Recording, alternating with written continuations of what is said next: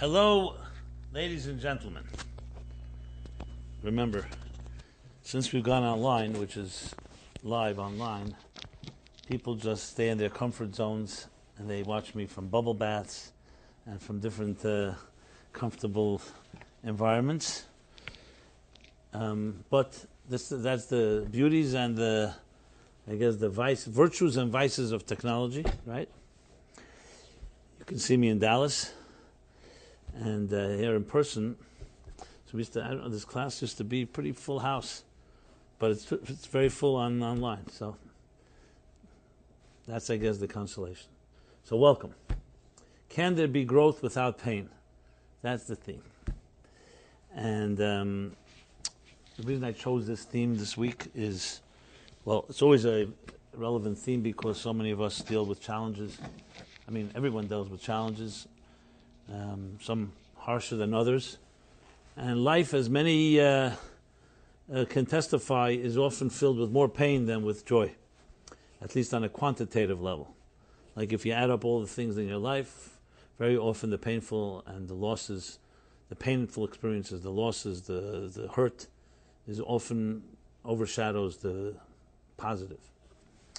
And God should bless everyone that we should have the minimum of pain and the maximum of joy. But life is life, and throws different curveballs at us. So I've discussed many times the actual discussion of pain itself, of course, and how to grow through it.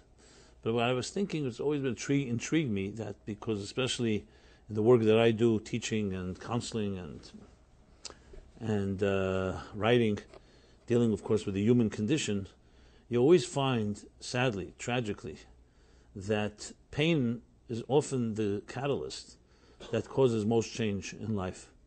That people do not wake up until there's something that is taken from them.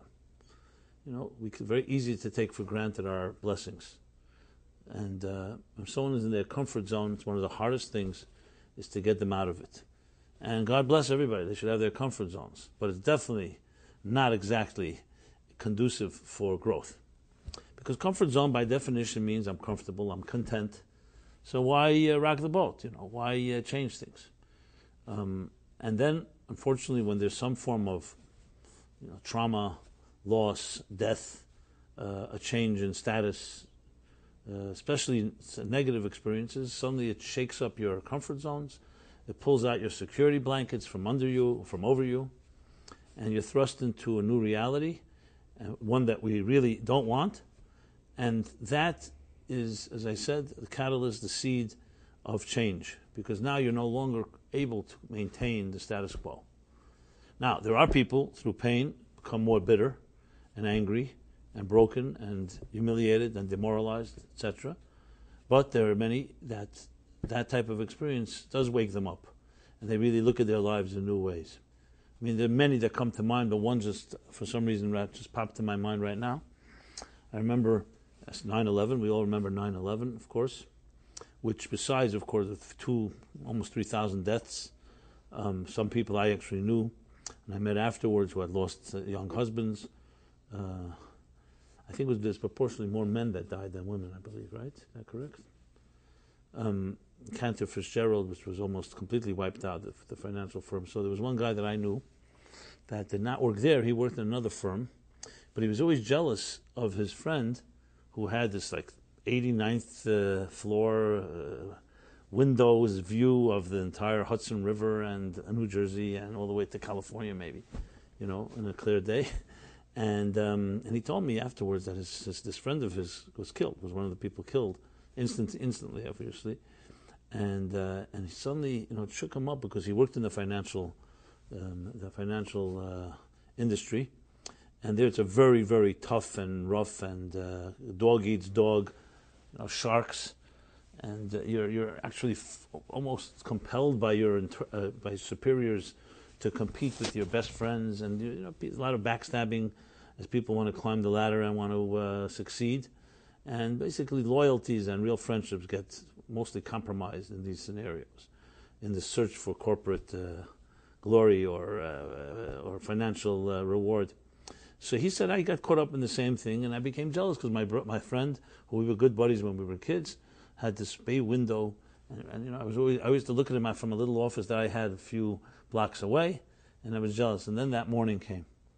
And it wasn't just that it changed my life, I lost a friend of mine, but I suddenly realized how petty and how empty my life was. That was what bothered me.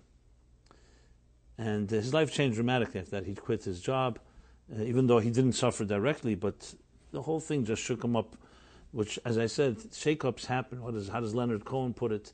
That forget your perfect offering, that everyone has cracks in their lives.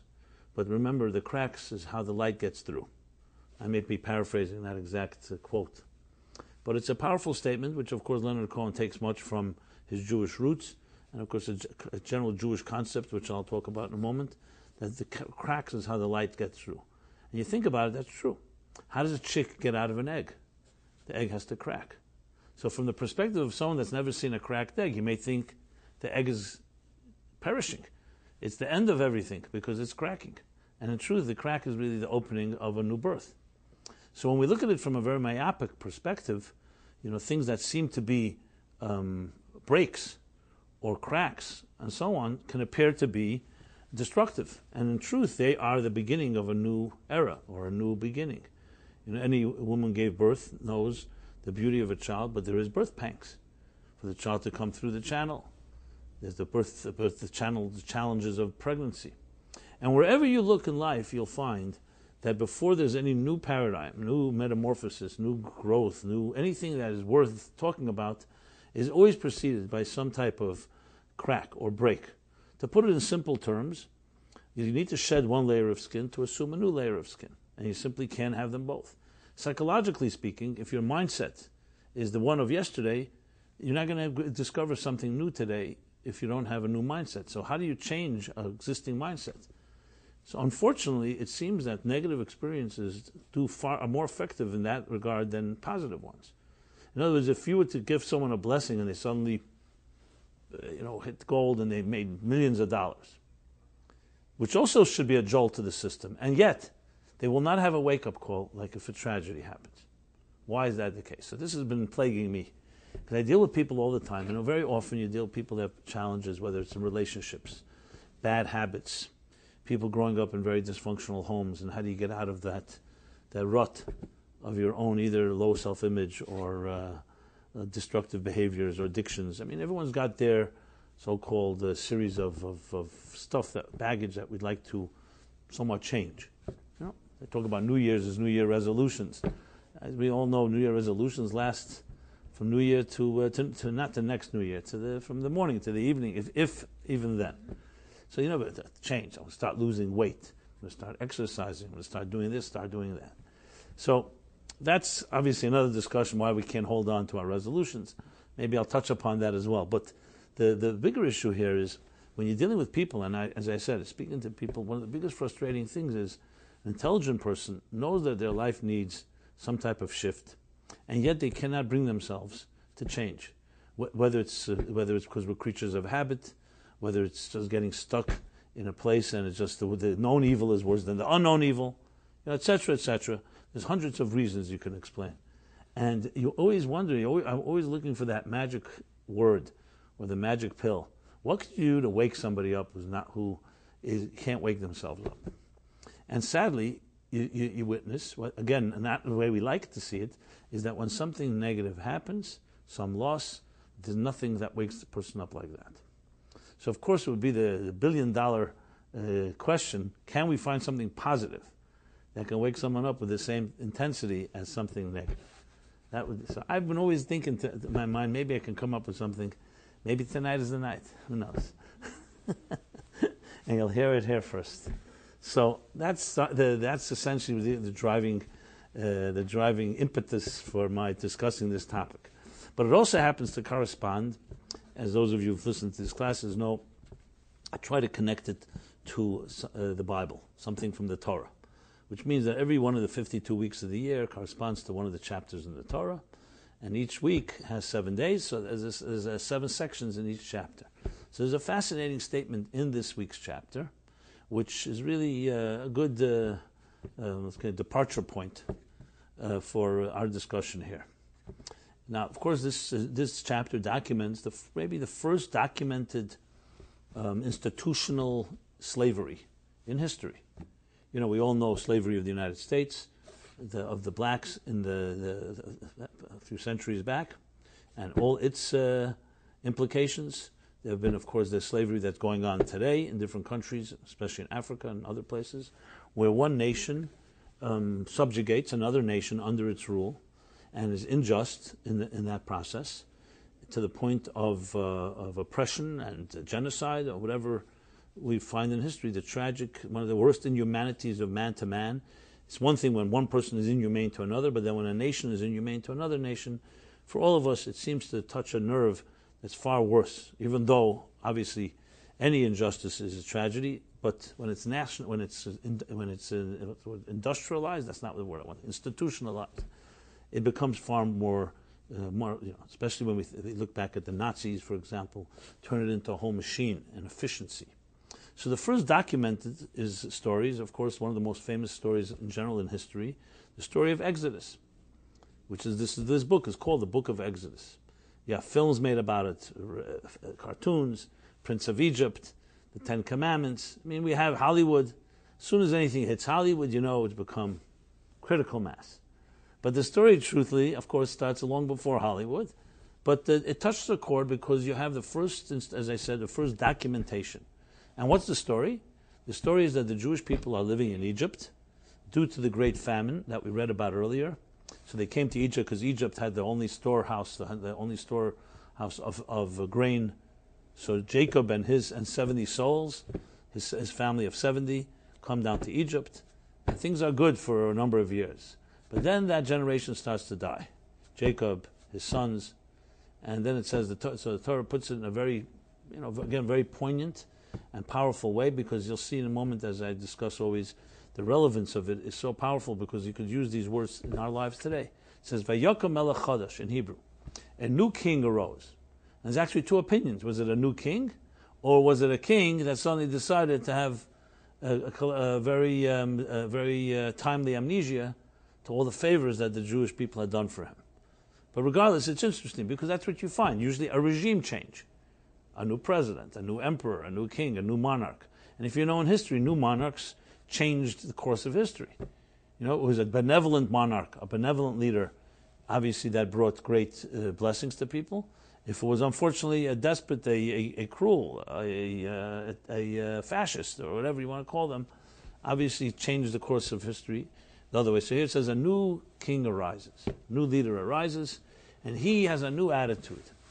And he goes to his people and say, these Jews are proliferating.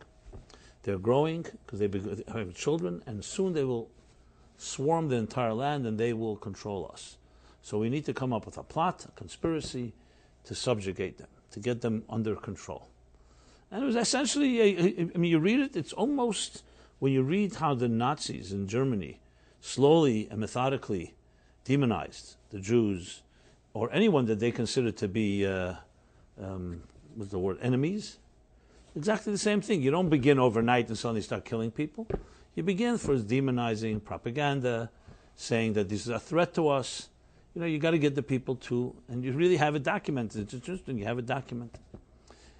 So I can elaborate on the details. It's pretty gory, some of it, how they began to slowly take away their rights, slowly convince them, work for us, and in time, enslave them.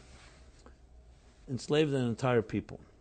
And so there are lessons to be learned, historical lessons, both of what human beings are capable of doing to each other, and also the noble side of things, how the Jews ultimately were freed with the leadership of Moses and emancipated. And again, the first documented, you could say, national emancipation from slavery, which again has many lessons that can be learned. And as a matter of fact, there were actually black leaders who were anti-abolitionists and so on,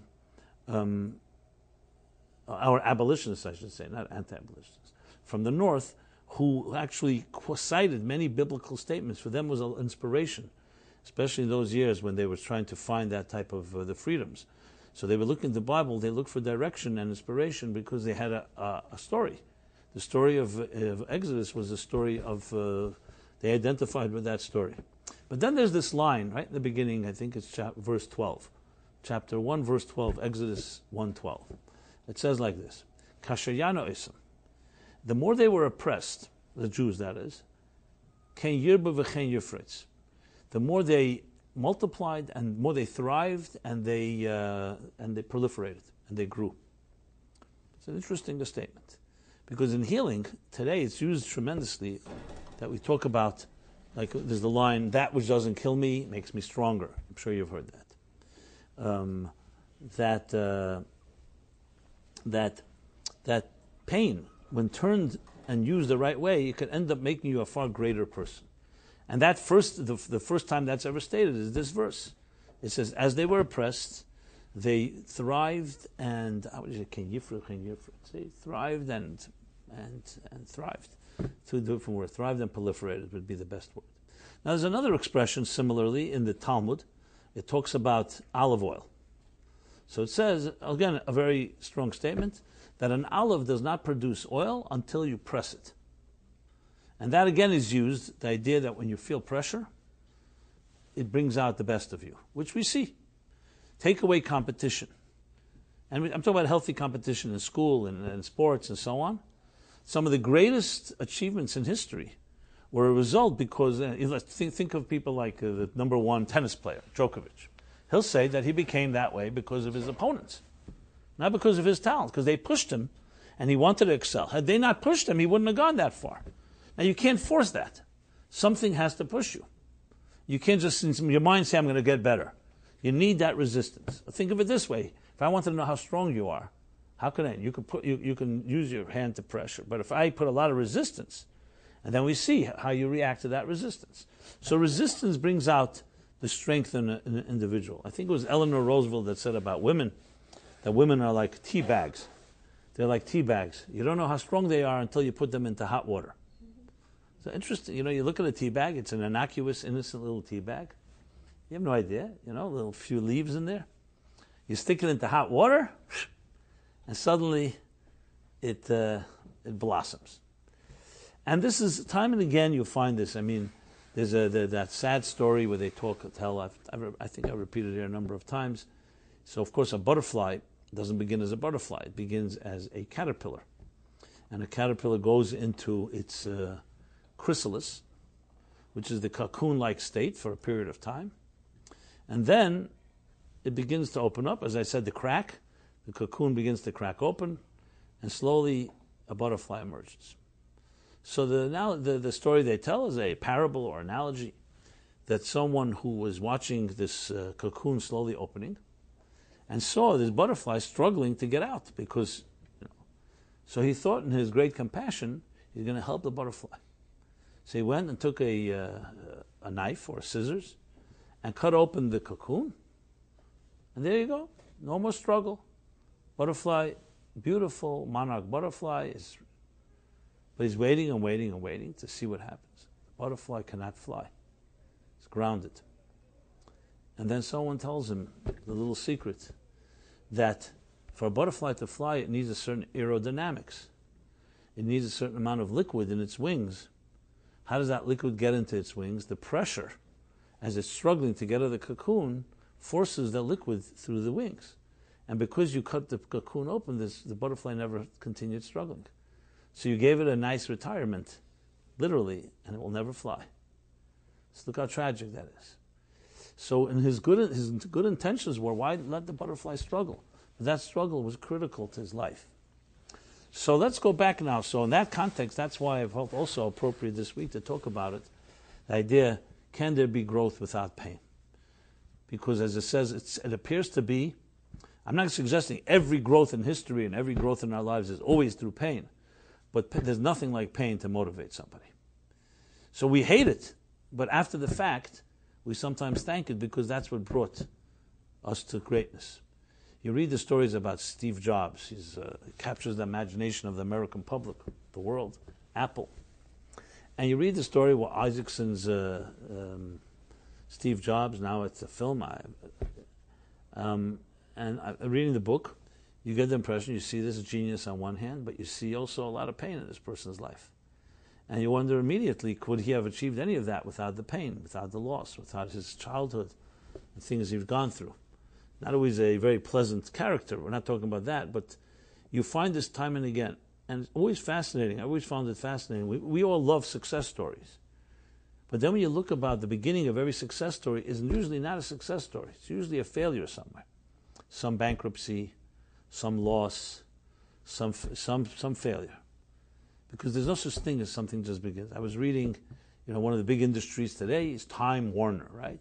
But Time Warner used to be Time magazine. It was the first news magazine in the United States. Now, it was founded by Luce and, I forgot the other guy's name, Harvey, something with an H, in the early 20th century. These are two teenagers, two young students, who decided, let's create a summary of the news of the week so people can just sum up at the end of the week and read everything that happened. They showed it around, their idea, and everybody laughed them out the door, including their families. What are you talking about? We read the New York Times every day. Why is anyone interested 6 days later to hear about news I read on Sunday? Why would I want to hear it on Friday? And they had this dream.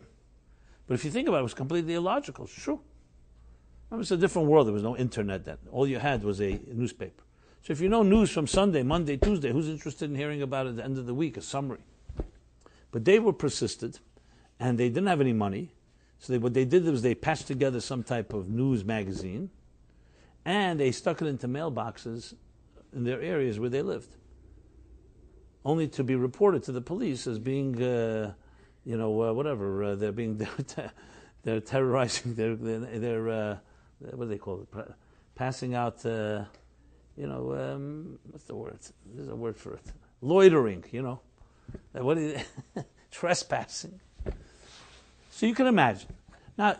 If you go back to 1905, 1906, whenever it happened, and you were there, you never have a dream something's going to come of this, And they had disappointment after disappointment. This is small stories. There are real horror stories that led to unbelievable successes. But what you had was two people with a vision, with persistence, and probably with a lot of naivete. So they didn't ask so many questions. They just had a crazy dream, and that's that. Just like the Wright brothers, someone would come and tell you, we're going to build a flying ship. A flying ship, birds fly, and we're going to have a flying ship. And how much is it going to weigh? Hundreds of tons. How much does a plane weigh? Whatever. I don't know if that's what they calculated at that point. And that's going to fly, really. Nothing has ever defied gravity. You're building a flying ship. Every time a plane takes off, I think about it. I look out the window, I say, two crazy guys who nobody would have invested a penny with them. But they set their mind to it, and now you have airports, and we got to take off shoes unless you're pre-TSA or whatever it is, and the whole hassle of flying. And it's a whole city in a city, right? What? Because some guys decided they want to emulate a bird. Now, I'm sure the disappointments, the failures, how many times those planes crashed when they tested them, must have been quite depressing. So what you see is that besides the persistence, which of course drives the dream, is that there's almost no success story. I would even argue that I don't think there is a success story that did not have some failure. And the failure became a lessons learned, what went wrong, and so on. I mean, they say war is the father of all invention. Most of the technologies we have today are a result of World War I and World War II. Who would believe that?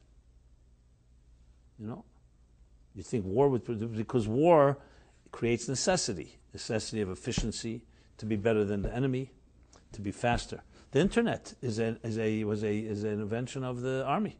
The U.S. military created in the 40s a secret way of communicating with each other globally. It was complete secret. No one knew about it until the late 60s, when then the government, after developing, it was not possible that anyone develop an internet with all, you needed the amount of money you needed in investing.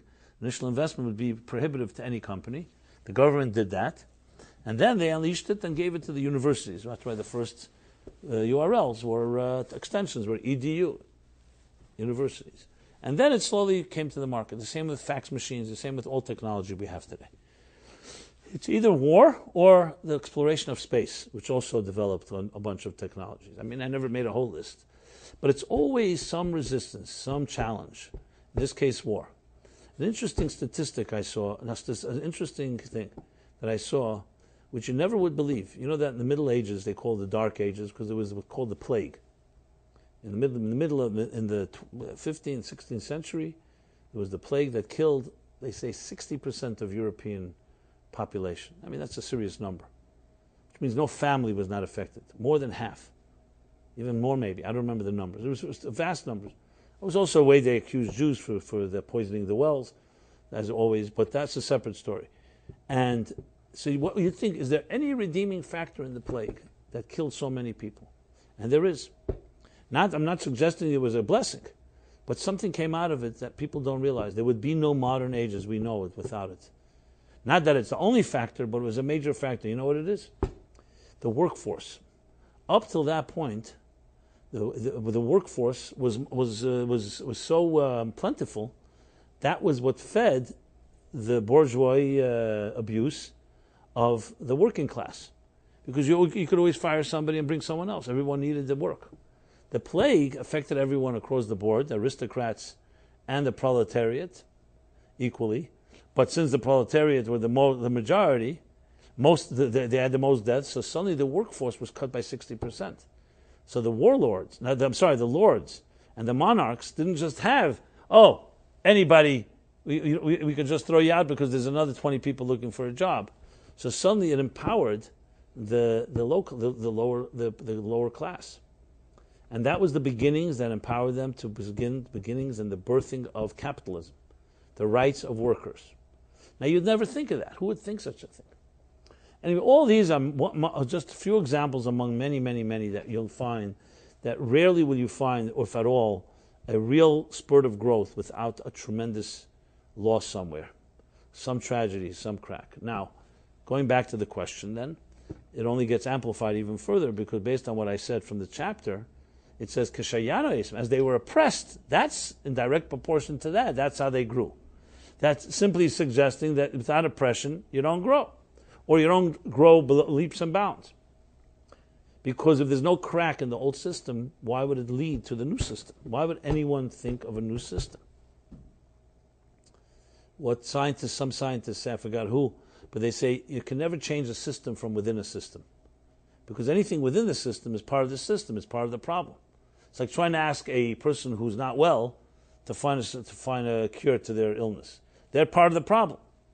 So you need to have some type of perspective from outside, like a bird's eye view, an objective view, and so on and so forth. One of the things about Einstein that is talked about, that he was a postal clerk. He was obviously a brilliant scientist in many ways, but he did not go by conventional. If he had gone to the conventional scientific conferences and read the journals, they say he would never have discovered what he discovered. You needed someone to think from outside the box. And he was able to do that through his dreaming, whatever it is. You'll always see, bottom line is, that within a structure, there has to be a crack for it to reveal a deeper light. So again, the question, as I said, as I posed, is it possible without pain?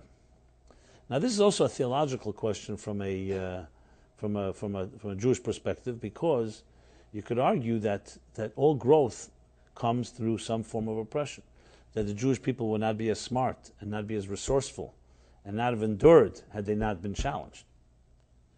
So there's a theory, there's a concept, there's a statement that said that when Mashiach comes, when the Messiah comes, there'll be a messianic age of world peace and harmony, and there will be the eradication of what we know as evil. We will yearn for the days in Gullus, in the days of diaspora, in the days of displacement, when we had the struggle.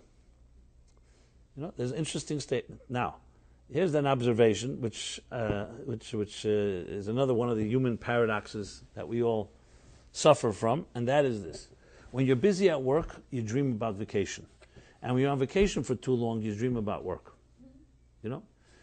Now, you see anybody, like in very tough times, you start thinking, I can't wait till this is over, then I'm traveling, I'm going to go to the beach, I'm going to find a person I love, listen to some music, drink some wine, and relax. Now, if you're a person that's active, you relax. For how long can you relax? 1 day, 2 days. At some point, something starts, restlessness, and so on. There are people, I know, I've met some people that have mastered the art of animal bliss, where they can just lie on a beach and sunbathe literally endlessly, but they had to probably kill a certain, some spirit inside of them to do that. It's just not human nature. So when we're struggling, we'd like to have some type of respite. And with too much respite, we yearn, there's an urge in us to get back to producing. Because we feel we need to produce. So which one is it? So we hate the idea that we have deadlines. I can tell you as a writer, as a speaker, who likes deadlines? But on the other hand, if I didn't have any deadlines, I'd still probably be writing my first article. So the idea that there is that you have to beat the clock, there's a deadline, there's the pressure of getting something done by a certain time with goals, etc., that finances are running low. Whatever it is that's causing you to move is a critical component in the whole picture. And yet, we look for that which is beyond that type of struggle. So there's an interesting statement in the Talmud that says a contradiction. It says on one hand, the righteous, the scholars, they have no peace, not in this world and not in the world to come. They're always restless. They're always traveling, in that sense, spiritually traveling. And then there's a statement that we will come to a time in life where it will be Yom Shekuli Shabbos U'Menucha L'Chayalam. It will be a complete, perpetual, and eternal peace and rest. The same word is used. That will be eternal peace. And here it says they will have no peace. So the obvious question is, which one is it? Which is a greater blessing? And is it a contradiction? So the answer, fascinating answer, which also compels us to rethink the entire theme that we're discussing here about growth and what leads to growth, and that is the idea that there's two types of restlessness. One is a healthy restlessness, and one is an unhealthy one. The unhealthy version, I think we all can relate to, and that's when you have anxiety, fear, real insecurity, the things that shake us up, that will really disturb us. And it's not good energy. It's energy that demoralizes us, it weakens us, it doesn't motivate us. Then there's another restlessness, the healthy sort. The healthy sort restlessness is exact opposite. It's also restless. You're not at peace, but it's a restlessness that motivates you. I want to achieve more. There's a goal I haven't reached yet. So it's a frustration. But you can't quite call it the anxiety, the depressing sort of anxiety. This is more of an angst that is like a catalyst that pushes you, that propels you to move faster, to run faster, to reach higher, and so on. They're very, very different. They both have one thing in common, that you're not stationary. You're not sedentary. You're not standing in one place. You're not static. You're moving. But one is running from a fire, and the other was running toward a treasure. That's very, very different. So sometimes you see people who seem to be very cool and hip, and they're on the move. They're running, and you think like, wow, I'd love to be part of their lives. And then you find out they're not running anywhere. They're running away. How was the line that the Eagles sing? Some dance to remember and some dance to forget. So you both are dancing, but this one's dancing to forget and this one's dancing to remember. It's very different. Or sing to remember or sing to forget. Some people drink to forget. Some people drink to remember, I guess. The point I'm making here is that it can look to the naked eye, it could appear, oh wow, this person's really moving. But if you look deeper, it could be they're running away. They're not able to settle down. And they're afraid. They're running out of fear, with the other ones running out of strength. Very, very different. So when the Talmud is saying that they will have no peace, and then it says there'll be eternal peace, what it's saying is very simple. They'll be at peace, eternal peace, with having no peace. So many of us are not at peace with that. They will be at peace with restlessness, basically. So it's a very interesting statement. But it's healthy restlessness. So we confuse the two. Many of us say, you know what, I don't want a restless life. I want to have calm and peace. Most of us are really saying is I've been hurt. I've struggled. I have cried nights. I've stayed up. I had enough anxiety. I just want to have a little peace of mind. That's what we mean when we say that. Because we may not have even tasted healthy restlessness. All we've tasted is fear. Listen, when a child tragically grows up in a dysfunctional home, where they do not feel the comfort and the security of parents that are there for them. Their father never comes home. The mother's drinking. I'm just giving a strong example, obviously. Or even worse forms of beyond absenteeism, real forms of abuse. What does it do to a child? It disrupts the child's equilibrium. They don't feel they deserve calm and peace. And their lives are driven by running, looking somewhere desperately for some calm. Because that's what a child deserves. A young child. If you look in a healthy home, you'll see so healthy things don't have a sensation. Unhealthy things have sensation. It's dull, it's sharp, it's blocked, it's this. I mean, so that's really for a child. Not to say that a good child is not going to have memories. Of course, there'll be beautiful memories, but you're not going to have dramatic. Oh, this happened, because the beauty of a healthy home is that they just feel the security of going to sleep. What about a child that goes to sleep crying every night because they're waiting for their mother, or a child going crying because they're terrified of what their father's going to do when he comes home? I'm just using examples, unfortunately real ones. That child, after a point, loses its innocence and loses its sense that it deserves to have a calm night of sleep. And there's no way that child's not going to have to go through unhealthy restlessness. Now, there's always help. I'm not suggesting anyone has damaged goods and you can't fix the problem. I'm just trying to point out where unhealthy restlessness comes from. That child will always be looking, because they're very much on edge. You'll see people who have their antenna up all the time. Why are they so sensitive? Because they had to develop defense mechanisms and tools to protect themselves. So if you spend your life protecting yourself, obviously there's a lot of energy going into that. That is someone running from a fire, one way or another. The other type of restlessness is something that's a rare commodity, unfortunately, because it comes part of a healthy life, where you are driven to grow. Not driven to run away from, but driven to run toward, as I pointed out. So why is this all relevant? It's relevant because, to go back to the theme, why pain is a catalyst for growth, is because pain is essentially unhealthy restlessness. I'm talking about real pain that comes, because it's not coming from a place you'd want. The question is, can we create a healthy restlessness that would be the same motivator as unhealthy restlessness? Or let's put it this way, a positive type of quote-unquote pain that would compensate for and replace a negative type of pain. Because it's, at the end of the day, what really causes the change and shift that pain and suffering brings out from a person is not the pain itself. It's the jolt and the shock to the system. That's what it is. It's not the pain per se that a person is in pain and therefore they grow. It's because their comfort zone, as I mentioned, their security blankets have been shaken up. So once it's shaken up, they can no longer stay there.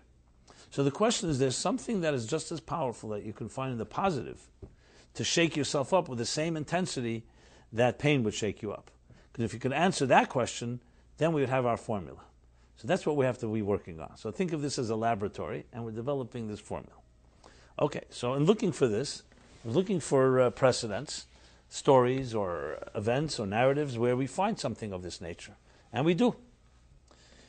There's an interesting Talmudic statement. It talks about Rab Zera. Rab Zera was a great sage who mastered, in the time, this we're talking about 2,000 years ago approximately, a little less. It was right after the Romans destroyed the temple in Jerusalem, the second temple. What we see today, the Western Wall, is a remnant, a remaining outer wall of that temple. Or not of the temple, of the wall around the temple.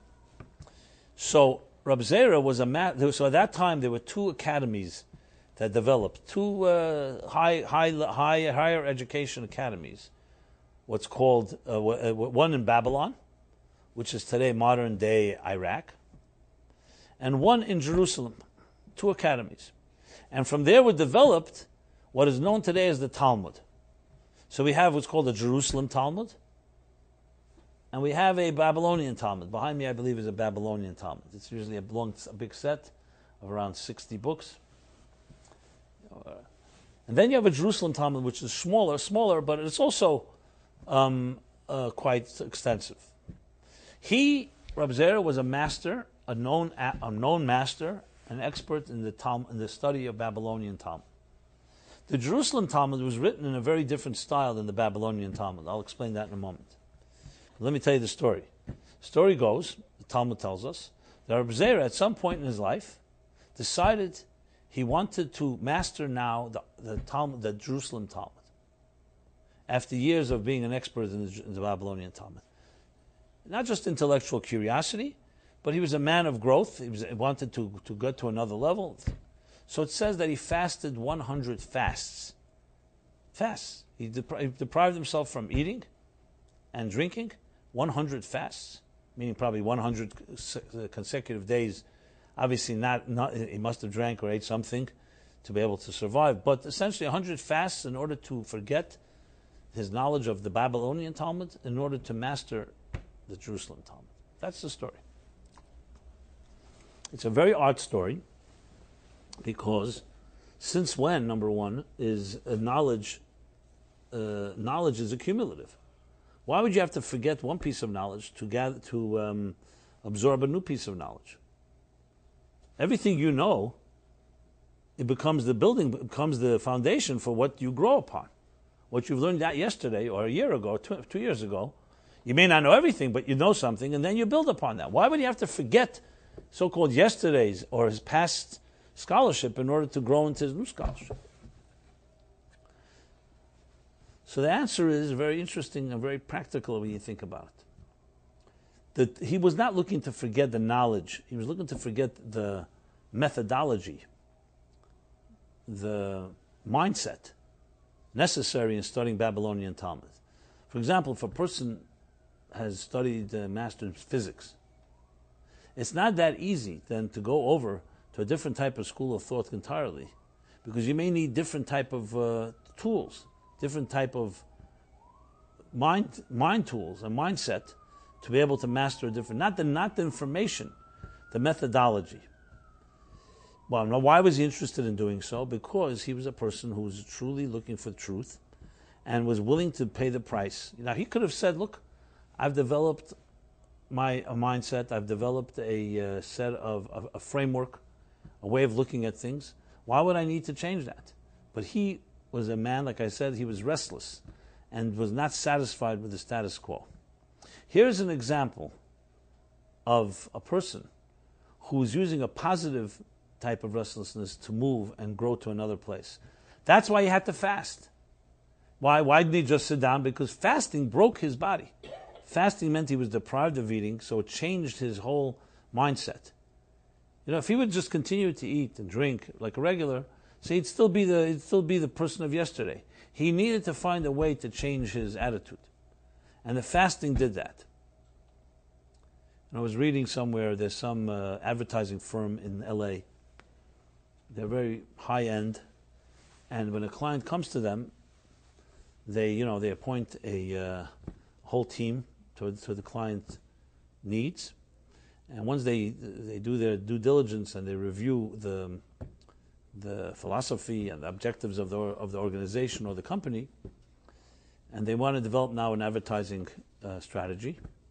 So they take their team, whoever's assigned to it, they take them to an amusement park that they rent out somewhere, maybe in Arizona or Colorado, I'm not sure, somewhere east of LA. And they go there, they travel there for a week, and literally go into they rent out a park where all the advertising people are expected to play around like they did when they were children in a sand lot with swings and whatever. I forgot all the things. So many years since I haven't done it myself. A seesaw. Very simple things, bringing them all back to their childhood, playing around, literally frolicking in this, and then they break out into sessions where they begin to review the strategy. Why do they do that? Because they need to take them out of their comfort zones. They want to take them out of the corporate offices in LA, and even their regular environment. They want to take them to a completely different place where they literally have to change their whole attitudes. So when you take people out of their comfort zones, and here, take them back to their childhoods,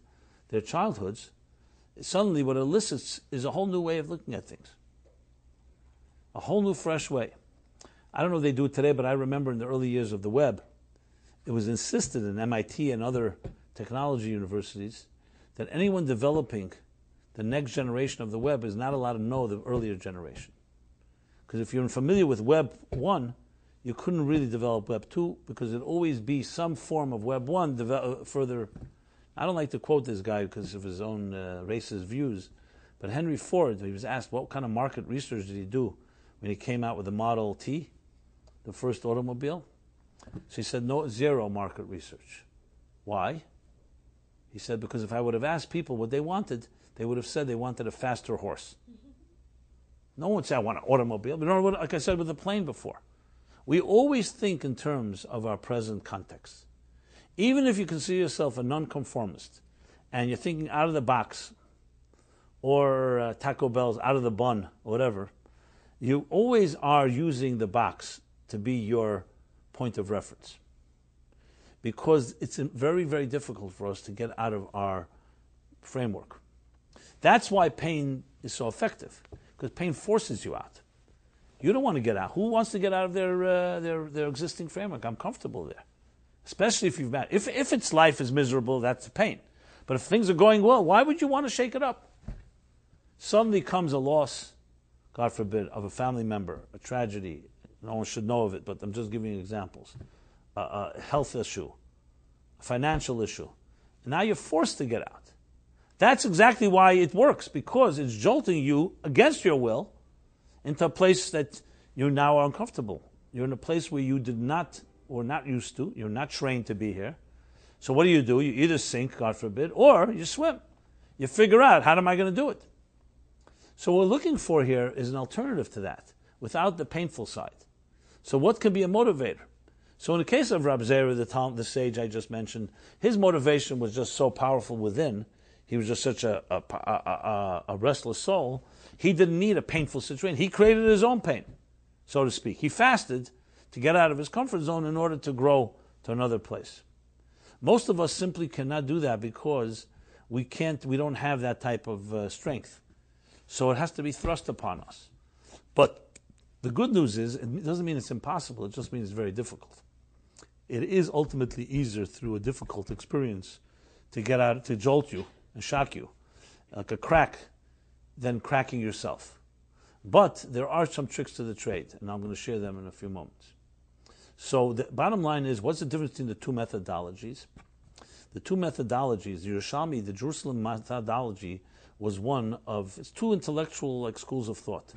One is, some argue that, and you'll find people have different strengths in these areas. There's some people who come to let's say you have a dilemma, a problem. What's the best way to find a solution to the problem? One approach would be to let your intuition work. Just open yourself up, and what does your intuition tell you? What do you feel? What do you sense? Try to almost guess, not guess, but try to feel your way around to get to the solution. Another way is the exact opposite approach.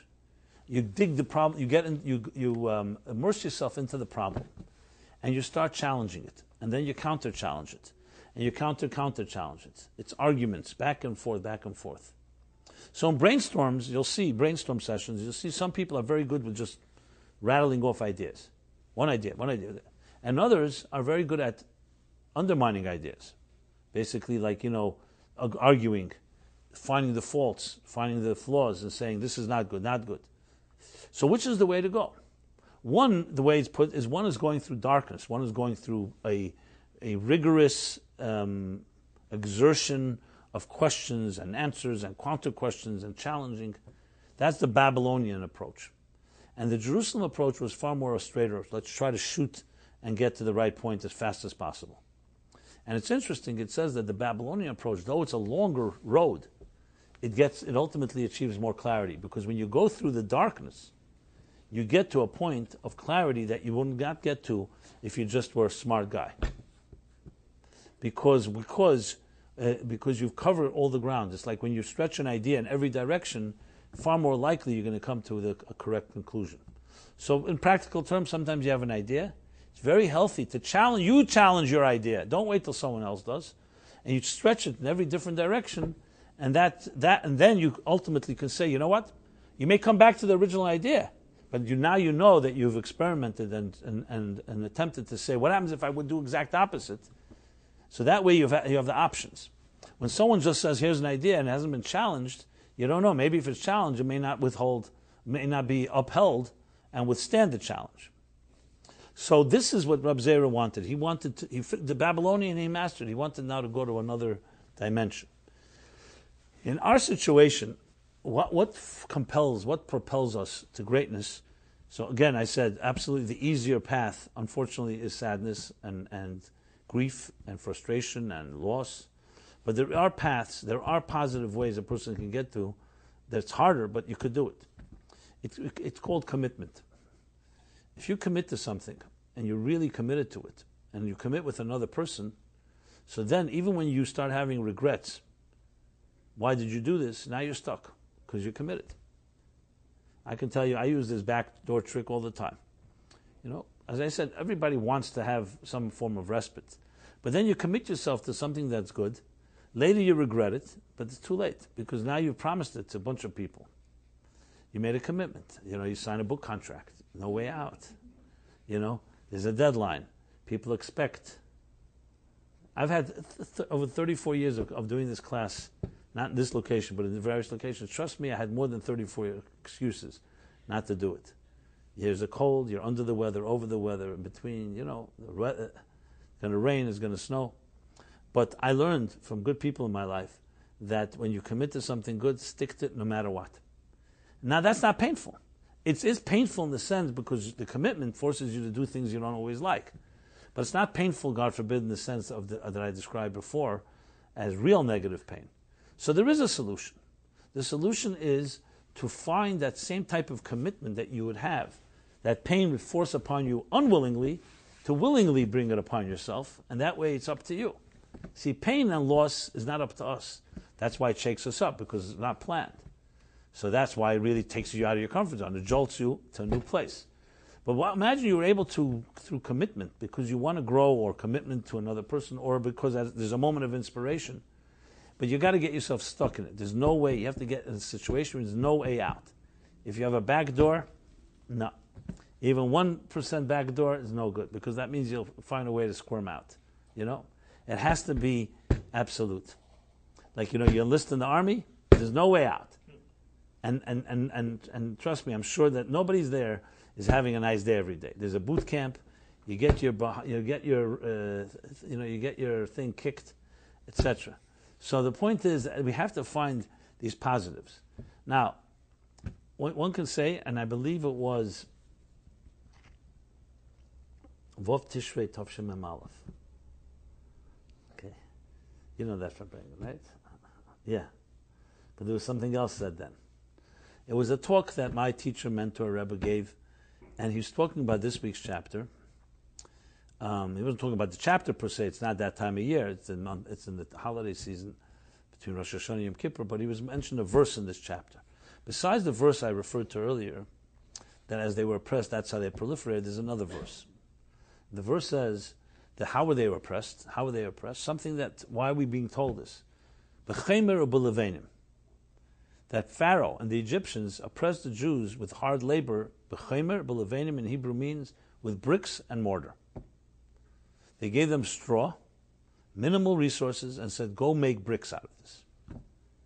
And it's a whole emphasis in this week's chapter, how that was how they tortured them. One thing, hard labor is one thing, but imagine someone says, go build a building, and they give you nothing to build with, and you have to build. Okay, so the expression is chemer and levenim. It's the Hebrew word for bricks and mortar. Now, some say the pyramids, maybe the Sphinx as well, that exist in Egypt were built by the Jewish people. The joke was going when there was the Arab Spring, which has now turned into an Arab winter, or whatever you want to call it, but the Arab Spring, remember when the Egyptian uprising, so there were news, so there was a lot of rebellion then against Mubarak, and there was the different things that were happening, so the joke was going around that the Jews sent a telegram to the Egyptians that, listen, don't destroy the pyramids because we're not coming back to rebuild them. Okay, that was the joke. Fine. But the point being is that the Zohar, if you've heard of the Zohar, is the classic text of Jewish mysticism, says something very interesting and very actually strange. It says, B'chemer, the word chemer is a play of words, says, do kal v'chomer. What does that mean? It's a certain methodology, a Talmudic methodology of deriving an idea from another idea. And it just has one thing in common. It sounds chemer, kal v'chemer. So chomer chomer would be like saying two words that sound alike, so they have the same. And the Levanim, the Zohar says libun hilchasa, which means the crystallization of an idea. So of course the obvious question is, what is this? Some type of play of words? Just because two words sound alike doesn't mean they have any relationship. What is the methodology, intellectual methodology, have to do with bricks? And what does crystallization have to do with mortar? So that talk in 1980 would be, said the Rebbe said something very powerful. He said, you have the choice in life. We all will have to struggle in life. Everyone's going to struggle in life at some point. The question is, will the struggle be one with bricks and mortar, meaning a negative type of struggle where you have to work hard and in an oppressive way, or will it be intellectual exertion in study and intellectual curiosity that will drive you? But they're both exertion, and it's your choice. So in other words, we can actually free ourselves from some of the pains of life if we bring upon ourselves our own pains. I don't mean it that way, I mean in a positive way. We bring upon ourselves our own challenges. But if you're going to just live a life of complacency and apathy, then, yes, no pun intended, you could be hit with bricks and mortar in a real way, and then it's not according to your plan. It'll shake you up, and it may make you grow, but it's not. But for the moment, it's not going to be pleasant. So we have the option number 2, which is to choose, as that scholar did, commitments that force us out of our comfort zone, against our will. And I speak from personal experience. I'm a procrastinator like anybody is. I don't think there's a thing called Procrastinators Anonymous, because they'll never make it by the time But procrastinate. Anybody a procrastinator here? We all have our procrastination gene. I remember once on the radio, it was a very funny ad. So you hear a guy starts the ad is the guy says, okay, well, he's like at a 12-step program, and he says, okay, I've been procrastinating now for 2 years, 3 months. And I've stopped procrastinating for 2 years and 3 months and and a week. And everybody says, okay, welcome, John, whatever. And he says, let me tell you how I finally hit me when I hit rock bottom. So it's an ad for Norwegian cruises. Norwegian Cruises announced a 50% sale. They said you have to sign up by November 1st, 8 a.m. And I called at 8:01, and that was it. So I hit rock bottom, and then I realized I was a full-fledged procrastinator. I don't care about the ad. The point was I liked the wittiness. Fine. So procrastination, it's a discussion of its own. What's the way to challenge procrastination? Usually it doesn't work just to say, you know what, I'm not going to procrastinate anymore, because, as we all know, how long is that going to last? So another way is, God forbid, as I said, something that we don't expect. Something you can't procrastinate because there's a crisis, there's danger. God forbid, I said. And the third way is you commit to something before something negative happens that you can't procrastinate. I've done this hundreds of times in my life. I regret it every time, but I do it, and I do it till this day. Today I had an office meeting, and I committed myself to some things, which today I look at myself, how could you do that? But all great things come from that, because then you're forced, and you have no choice. It's like almost recognizing that human nature is going to need something to kick you in the pants, to get you out of your comfort zone. So either you kick yourself, or life will kick you. It really comes down to that. Now that's not my motivation personally, because I don't want to get kicked. My motivation is because I really want to achieve something, but you have to do so. How do you do it? So that's why finding someone else, a partner, finding a team, anything that you cannot get out of. And as hard as it is, like Americans hate the word commitment, by the way. They hate the word commitment. You know why? Because we live in a very comfortable world, and we want to not have to be locked into anything. How often you tell people you want to do this, they say, well, if I can get out, if I have the option, I'll do it. But I don't want to be locked in. Obviously, this, of course, is a knee-jerk reaction to being locked in a bad way, which means being held hostage or in some way being trapped.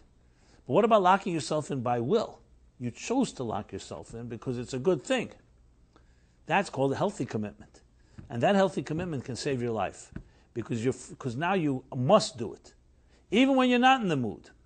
So So when people say, explain to me why I should do it, in a way, that defeats the purpose. Maybe we don't need a why. The why is simply because it's something that your comfort zone doesn't like.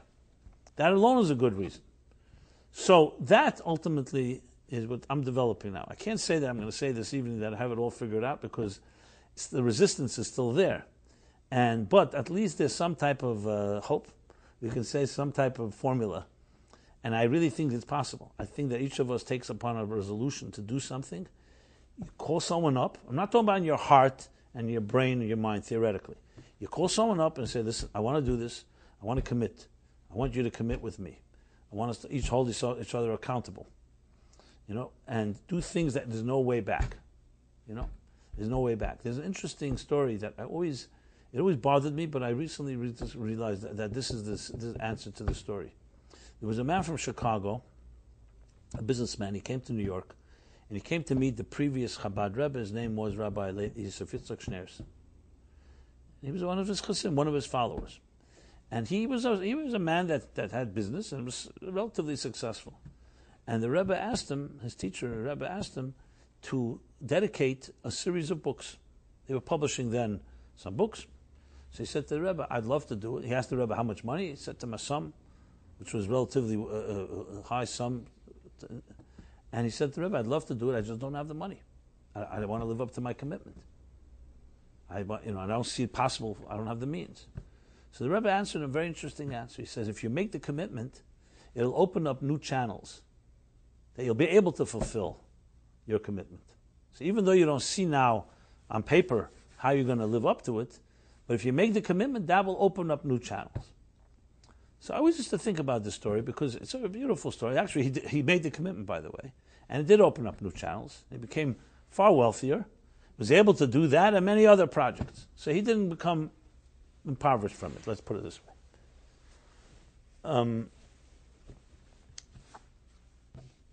But I was wondering, is this story like a miraculous story, like the Rebbe's giving him a blessing, you make the commitment, I guarantee you that new channels open? Or is it a little more, can you explain it also scientifically? And I'm convinced now you could explain it scientifically. It's because it's all about what we think we're capable of. Businessmen will tell you, any business person will tell you, the biggest successes come with great risks, right? Like I said before, you need a risk. Some people, I think the Wall Street Journal advertises the greatest risk is taking no risk, or some other money fund, I don't know, whatever. So, risk. Now, risk is risk of loss. Simple put, it's real loss. You may be able to absorb the loss, but it's loss. But that's how you get the higher risk, the more return. When a person has the mental aptitude, the mental courage to be able to take a serious risk or to go out on the limb, that means that opens up for them a certain expansiveness. People who are very narrow or very limited will say, I can't, very cautious. I understand the caution. What the Rebbe was telling him is that if you open up your mind to something that you don't think you're capable of now, and you know that you've made the commitment, you're going to live up to the commitment. And then you're going to work harder, and you're going to find new ways. This way you're not going to push yourself. So it's exactly the point. It means that when we make commitments that are sometimes beyond us, which is not what we want to do, there's no question. Which rational person says, I'm going to do something I don't feel I can do now? But then you say to yourself, one second, but it's the right thing to do. And I was told that it's possible. So maybe I have to stop letting myself be in the way of my own too many calculations. Now, of course, this has to be done with measure and moderation. I'm not suggesting something completely crazy. Someone will say, I could jump up 20 stories. I'm sure I can jump up. But we're not talking about something like supernatural, something crazy. We're talking about how much do we have inside of us. Now, the best proof is people will say, I have no time.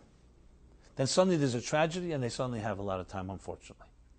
Why? Because in your structure, you feel you don't have time. And then suddenly, do we have to wait for something negative? The point is that if you really want something and it's really valuable, it will force you to open up new channels. There's not a question. And that's true on an intellectual level, on an emotional level, and on an action-based level. So, my friends, yes, so from Egypt we learned something. The oppression made them proliferate and grow. But it also teaches us it doesn't need to always be oppression in the negative sense. It could be chamr levenim, it can be the other type of restlessness. That is what drives us to become far greater entities. So in practically speaking, nobody can force anybody to do anything, but my suggestion would be, find yourself something of this nature. Test it. You don't have to do cold turkey, in every area of your life. Find one thing, commit to it, find someone to commit with, and make sure you can't get out of it. That's the key. And you tell me if it doesn't open up new channels. There's not even a question in my mind it does, because that will propel you. It's that it drives you and propels you. Now I can tell you right now, I'll make a full confession here. I don't like we don't believe in confession. Full disclosure. I have a few projects I'm convinced I must do. I've been procrastinating. I mean, not to say I know that I'm going to do, but I've not made that final leap. I said next month, I'll get this done and that done, then I'll start. So since I'm preaching, I got to practice what I preach. So in my mind, I just made myself that decision and commitment. It's writing a book, actually, that I have the ideas already, but I need to solidify it. So that's my thing. But every one of us can find something. Now I have to find, of course, a few people because it can't be just a commitment to yourself. It has to be that others call you on it, or else you're going to get out of it. That's how it is. It's like we are very good squirmers. We'll squirm out of any situation if we're not compelled. So find yourself your thing. I don't know is it connected to New Year's resolutions. It doesn't really matter to me. I don't really care. That's not relevant to the point here. You want to call it New Year resolution, be a New Year resolution. Maybe the point is, however, for our own growth and for our own capacity, potential, we have to push each other in a healthy way. We have to challenge each other. We have to provoke. Provoke is a good word. Provoke each other. So I'll try to do my job in provoking, and I hope you provoke me. I provoke you. And with that, we can maybe create some real magic. So here I make my pledge and my offer as well. If anybody is interested in doing something of that nature, and you want me you want to let me know about it, I'd be happy to hear about it, and maybe it can be of help. And the bottom line is that in some way or another, we should all join together in this battle. And I have no doubt as well that when you do that, it is the best preventive medicine to avoid the need for any painful or negative, unwanted visitors, so to speak, by bringing in the positive visitors. So that's a thought on this week's chapter as well. A thought about, can we grow throughout pain? So the answer is yes, I believe we can. But it takes a lot more work than pain. Pain is the easier way. I know that sounds weird, but it's the easier way because it does it for you against your will. Here, it's against your will, but it can be more pleasant. So, with that said, we continue this journey every week, Wednesday night. And it's an honor and blessing to speak to you all. Great to meet you, and I hope the live version is better than the online one. But either way, and everyone be well. Everyone have a very good week. Do I have your email addresses? If not, please write it down, and let's stay in touch. Okay. Thank you so much. Have a pleasant week, a nice evening. Thank you.